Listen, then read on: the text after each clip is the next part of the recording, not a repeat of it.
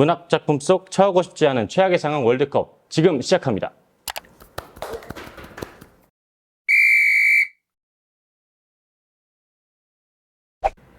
지금 이게 고통의 월드컵이잖아요. 네. 어떤 게 제일 힘들고 고통스러울까라고 하면서 이제 하나씩 올라오고 있는데, 내 실패한 연애담의 얘기는 이제 뭐 젊은 배우들의 슬픔과 관련되어 있고, 부모 입장에서 비프와 해피 같은 아들 키우기는 세일즈맨의 죽음과 연관되어 있는데요. 제가 떠오르는 조금 새로운 얘기를 하자면 정말 한두 시간이면 휘리릭 읽을 수 있는 올해의 미숙이라고 하는 만화가 있어요.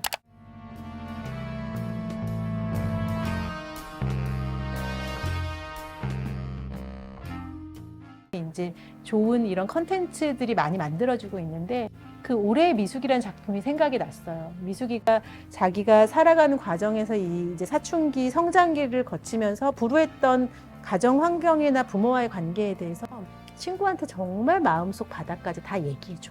근데 그 친구가 그 이야기를 듣고 가져가서 책을 써요. 그리고 그걸 이제 책이 나오는 걸 뒤늦게 발견해요. 근데 갑자기 미숙의 얼굴이 지금 제가 떠오르는 거죠. 그러니까 나의 모든 존재의 고민을 드러내서 보여줬던 것이 내 글이 아니라 들었던 누군가가 혹은 타인에 의해서 책으로 나오는 상황이 아닐까라는 생각도 해보는데요.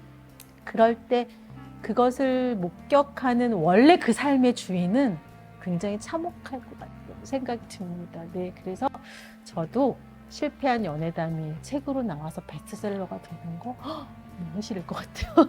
네. 아니, 자기 삶을 통째로 도둑맞는 느낌일 테니까요. 내 실패한 연애담이 책으로 나와 베스트셀러 되기로 선택하고 넘어가겠습니다.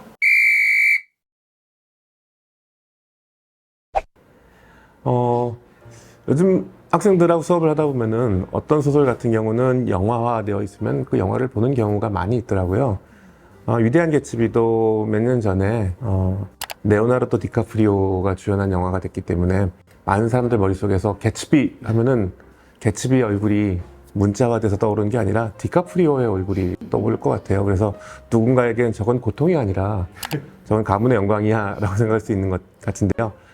역시 결혼 후에도 내 배우자를 포기하지 않는 친구라고 하는 건 내가 사랑하는 사람, 내가 사랑하는 친구, 그리고 나라고 하는 이 삼각관계 안에 되게 중요한 문제가 생기는 것이기 때문에 그거 충분히 인생을 지옥으로 바꿀 만한 일인 것 같아요. 그래서 결혼 후에도 내 배우자를 포기하지 않는 친구, 그쪽을 선택하겠습니다, 저는. 네, 저도 그게 싫을 것 같아요. 한 가지 더 질문을 드리고 싶은데 교수님들은 혹시 사랑이랑 우정 중에 어느 것을 선택하실지 너무 올드한 질문 아니에요? 그만큼 더 클래식한 거 아닐까요? 아빠가 좋아, 엄마가 좋아 같은. 결혼 전에는 사랑이 중요하다라고 생각했는데 결혼 후에는 역시 사랑이 중요하구나라는 것을 알게 됐습니다. 친구 따윈 필요 없어요. 네. 네, 그럼 결혼 후에도 내 배우자를 포기하지 않는 친구 두기로 선택하고 넘어가겠습니다. 벚꽃동산과 이제 햄릿이 올라온 거죠. 둘 다 이제 죽을 때까지 변하지 않는 삶의 상태를 얘기하는 건데요. 희망이 없다라는 것도 대단히 삶을 힘들게 만들겠죠. 근데 삶이 지속되는 순간 그 희망이 없다라고 하는 것에 대해서 판단하는 느낌이 조금씩 변화할 것 같아요. 그러니까 삶이 되게 건강하게 지속되거나 그렇게 된다면 또 어떤 하나의 희망은 사라지고 다른 희망이 만들어질 수 있고 그러겠죠.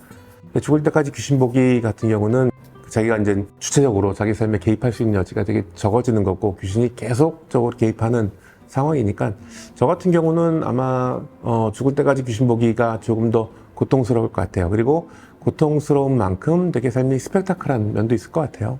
저는 처음에 두 가지 보기를 말씀해 주셨을 때 희망 없이 지속되는 삶이야말로 그것을 견디는 것이 얼마나 힘들까라는 생각, 실은 앞에 마음이 조금 더 기울었었거든요. 근데 아마 죽을 때까지 귀신을 본다고 하는 건 길 가다가 우연히 훅 튀어나오는 귀신이나 뭐 지하철에서 갑자기 보고 사라지는 귀신이 아니라 아마 한 인간의 정신이나 내면을 뒤흔드는 아주 공포스러운 불안을 접한다라는 뜻으로 해석해야 될 것 같아요. 이 말에서는 특히 햄릿과 연결을 시키자면 존재를 끊임없이 헤집어 놓는 그런 유령과 같은 존재들을 삶의 불시에 이렇게 만나게 되는 게 심지어 죽을 때까지 자주라는 거잖아요. 네, 저도 같은 생각입니다. 3라운드는 죽을 때까지 귀신 보기로 하겠습니다. 조금 손쉬운 대결이 될 것 같다는 생각이 드는데요. 아무래도 오이디푸스, 그러니까 시각적인 고통이 크겠죠.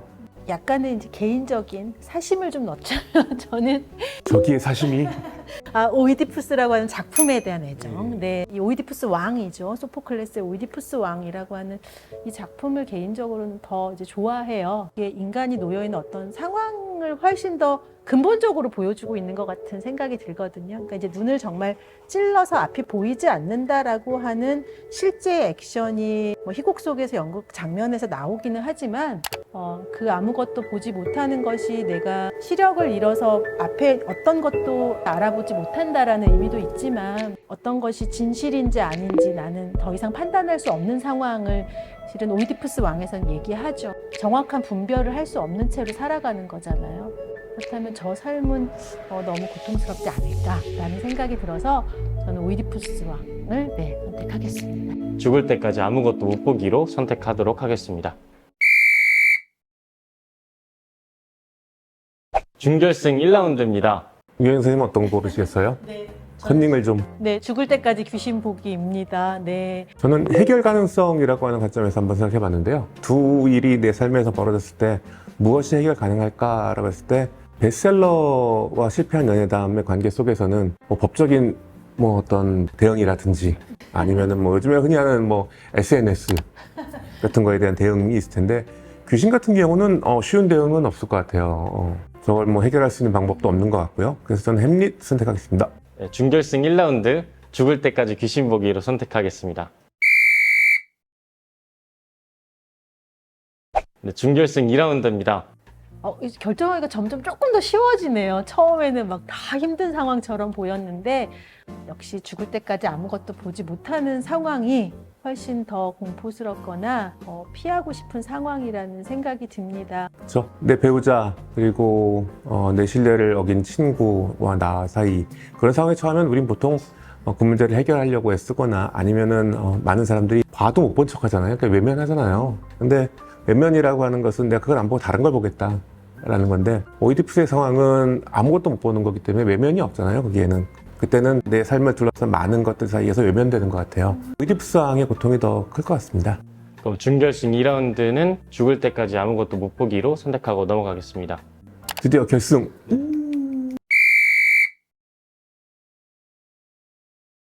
마지막 두 개 뭐가 남았죠? 죽을 때까지가 같이 둘 다 놓여있는. 죽을 때까지 하나만 보고 하나는 아무것도 못 보고 이네요. 대망의 결승입니다. 두 개 다 약간 보기와 관련되어 있네요. 죽을 때까지 아무것도 못 본다라고 하는 건 절대 변화할 수 없는 상황 안에 놓이는 거라는 점에서 훨씬 더 인간한테는 두려운 상황이 아닐까라는 생각이 들고요. 그러니까 어둠의 세계로 나는 그냥 가서 여전히 살아가곤 있으나 이미 처벌받은 삶이에요. 죽음을 선택했다면 거기서 마침표를 찍을 수 있지만 오이디푸스는 끊임없이 마침표를 유예하면서 살아가는 삶의 시간 내내 스스로 처벌하고 있었고 처벌받은 삶이었거든요. 어쩌면 죽음보다 더 가혹할 수도 있죠. 그걸 생각하자면 죽을 때까지 아무것도 보지 못했던 오이디푸스가 훨씬 더 딱하다는 생각이 들고 비극적이라는 생각이 듭니다. 네. 죽을 때까지 귀신 보기라고 할 때 그 자크 데리다라고 하는 철학자가 마르크스의 유령들이라고 하는 유령론의 책을 쓴 적이 있는데요.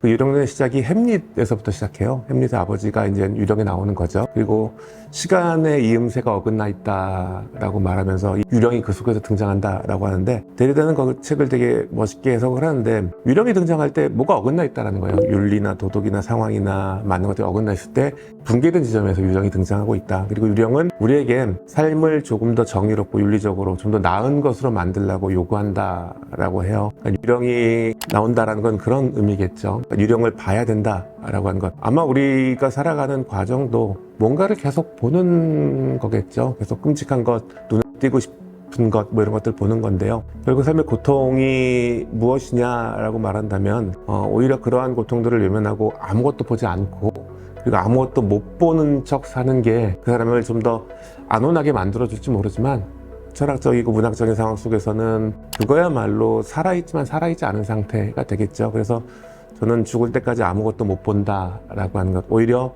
귀신을 볼 수 있다는 게 조금 더 그보다 나은 것 같다는 생각이 듭니다. 그래서 아무것도 못 보기를 대망의 결승전의 마지막 문항으로 선택하겠습니다. 저는. 이렇게 1화 우승컵은 오이디푸스에게 돌아갔습니다. 저희 이제 마무리하면서 마지막 공통 질문 하나 드리도록 하겠습니다. 저희가 흔히 고전이라고 하면 모두 제목은 들어봤지만 어렵고 지루하다는 이미지 탓에 쉽게 도전하지 못하는 경우가 많은 것 같은데요. 그럼에도 왜 우리는 고전을 읽어야 할까요?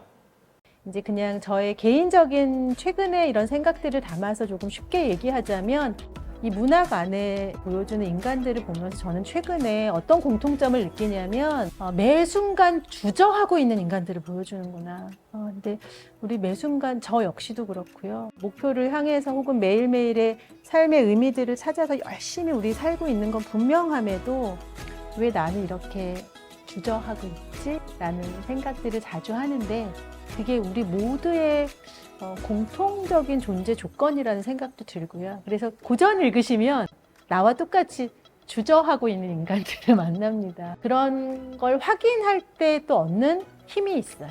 네, 그래서 읽어보자라고 얘기하고 싶습니다. 수업에서 학생들한테 왜 고전을 읽어야 되느냐라고 이야기할 때 고전이 가지고 있는 생명력이라고 하는 부분을 많이 얘기해요. 그게 오래 살아남은 이야기다라는 거죠. 소포클레스의 오이디푸스왕 같은 경우는 2500년 정도 된 작품이거든요.